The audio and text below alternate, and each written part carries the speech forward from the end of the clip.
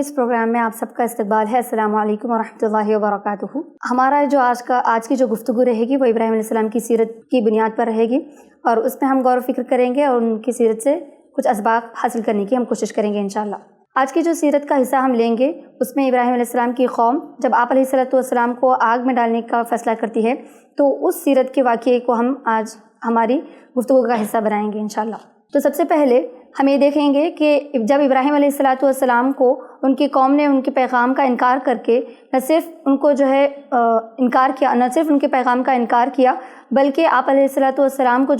سزا دینے کا وہ لوگ فیصلہ کرتے ہیں۔ عزیز سامعین، جب ابراہیم علیہ السلام کو ان کی قوم منجنیق میں ڈال کر جب آگ میں پھینکنے کے لیے تیار کرتی ہے تو اس وقت جب آپ علیہ السلام کو جب منجنیق میں ڈالا گیا اور ان کو باندھا گیا تو اس وقت آپ علیہ السلام نے اللہ رب العالمین کی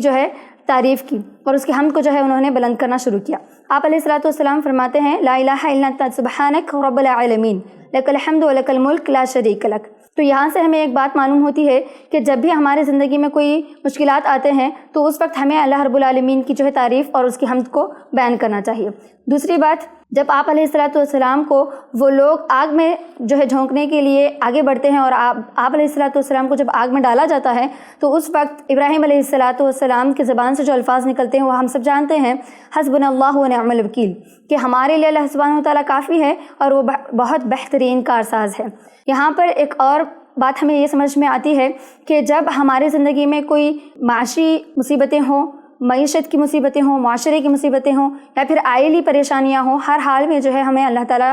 کی حمد کو بیان کرنا چاہیے اور ہمارا دل مطمئن ہونا چاہیے اس بات پر کہ ہمارے ساتھ اللہ سبحانہ وتعالیٰ ہے، اور ہماری زندگی میں جو کچھ بھی ہوتا ہے وہ اللہ تعالیٰ ہی کے اذن سے ہوتا ہے، اور ہر چیز متعین ہے، اور ہر چیز کا ہماری زندگی میں ہونا اللہ تعالیٰ ہی کی حکم سے ہوتا ہے۔ ابراہیم علیہ السلام ہی کے جملوں کو حضرت آپ صلی اللہ علیہ وسلم بھی ادا کرتے ہیں۔ اللہ تعالیٰ قرآن میں فرماتا ہے سورہ آل عمران کی آیت میں ان الناس قد جمعوا لکم فاخشوہم فزادہم ایمانا وقالوا حسبنا اللہ ونعم الوکیل۔ یہاں پر اللہ تعالیٰ فرما رہا ہے کہ لوگ تم سے کہہ رہے ہیں کہ تمہارے مقابلے میں ایک لشکر کثیر تیار کیا گیا ہے، تم ان سے ڈرو۔ تو اس وقت اللہ کے رسول صلی اللہ علیہ وسلم کا جو رویہ تھا وہ یہ تھا کہ ان کو جب یہ بات سنائی گئی تو انہوں نے کہا، آپ صلی اللہ علیہ وسلم نے کہا کہ یہ بات سن کر ہمارا ایمان بڑھ گیا، فزادہم ایمانا۔ اس کے بعد آپ صلی اللہ علیہ وسلم نے کہا وقالوا حسبنا اللہ ونعم الوکیل، کہ اللہ تعالیٰ ہمارے لیے کافی ہے اور وہ بہت بہترین کارساز ہے۔ عزیز سامعین، یہاں پر یہ بات ہمیں سمجھنی چاہیے کہ ہمارے مقابلے میں جو بھی چیز آئے، جتنی بھی بڑی آزمائش آئے، جو بھی لوگ ہمارا برا چاہیں یا پھر جو بھی آزمائش ہم پر آئے، اس وقت ہمارا دل ایک مومن ہونے کے ناطے اس بات پر مطمئن ہونا چاہیے کہ ہمارے ساتھ اللہ تعالیٰ ہے اور اللہ تعالیٰ ہی ہمارے لیے کافی ہے۔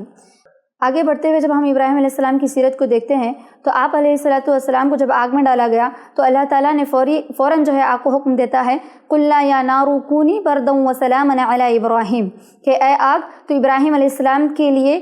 ٹھنڈی ہو جا اور سلامتی والی ہو جا۔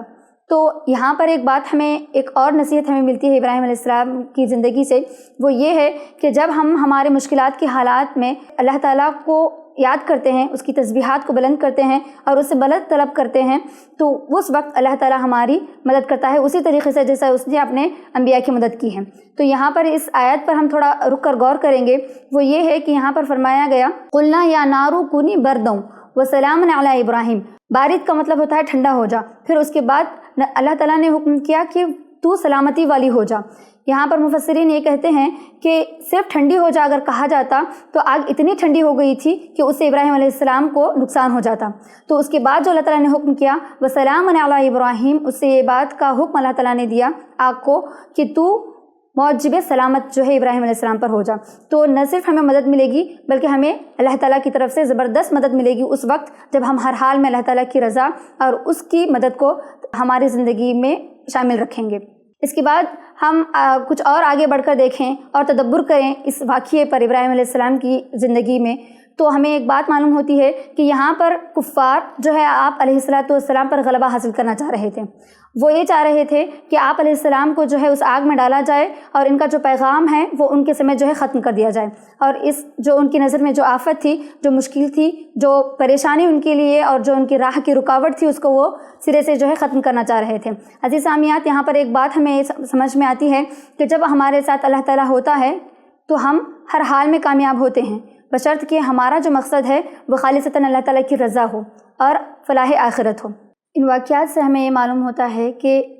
جو قوم تھی ابراہیم علیہ السلام کی،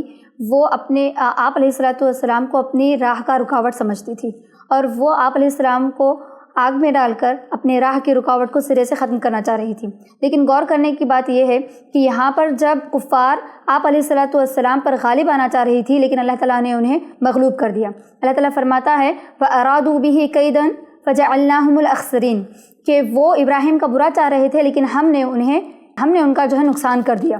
کسی اور مقام پر اللہ تعالیٰ فرماتا ہے فَجَعَلْنَاهُمُ الْأَسْفَلِينَ فَجَعَلْنَاهُمُ الْأَسْفَلِينَ کہ ہم نے انہیں زیر کر دیا۔ تو جو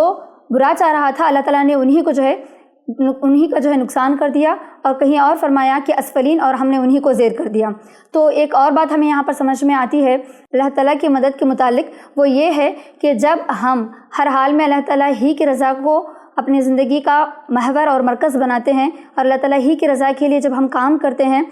تو اس وقت اللہ تعالیٰ ہماری راہ میں آنے والی ہر پریشانی کو، ہر مشکلات کو جو ہے وہ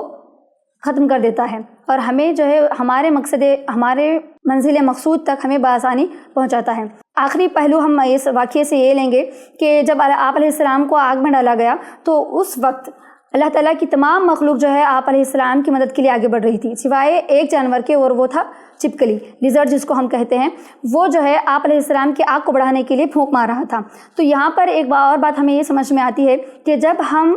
کار خیر کے لیے نکلتے ہیں تو اس راہ میں بہت ساری مشکلات آتے ہیں، اور اس راہ میں مزید مشکلات کو بڑھانے کے لیے لوگ ہمیشہ جو ہے اس میں کوشش کرتے ہیں۔ لیکن یہاں پر جو ہے ہمیں ہمارے دل کو مطمئن رکھنا چاہیے، یہ سوچ کر کہ ہمارے ساتھ جو ہے اللہ تعالیٰ ہر حال میں موجود ہے۔ جس طریقے سے آپ علیہ السلام نے حسبنا اللہ و نعم الوکیل کہہ کر اس بات کی دلالت دی کہ ہمارے ساتھ اللہ تعالیٰ جو ہے بہترین کارساز ہے، اور وہ ہمارے لیے کافی ہے۔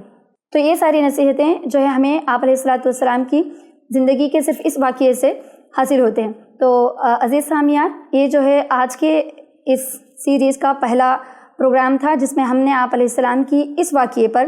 خاص کر کہ آگ میں ڈالے جانے والے واقعے سے ہم نے یہ نصیحتیں حاصل کی ہیں۔ انشاءاللہ ہمارا جو دوسرا پروگرام ہوگا اس میں ایک اور واقعے کے ساتھ ہم آئیں گے، جس میں ہم مزید غور و فکر کریں گے، اور اسے بھی ہم نصیحتیں حاصل کرنے کی کوشش کریں گے۔ والسلام علیکم ورحمۃ اللہ وبرکاتہ۔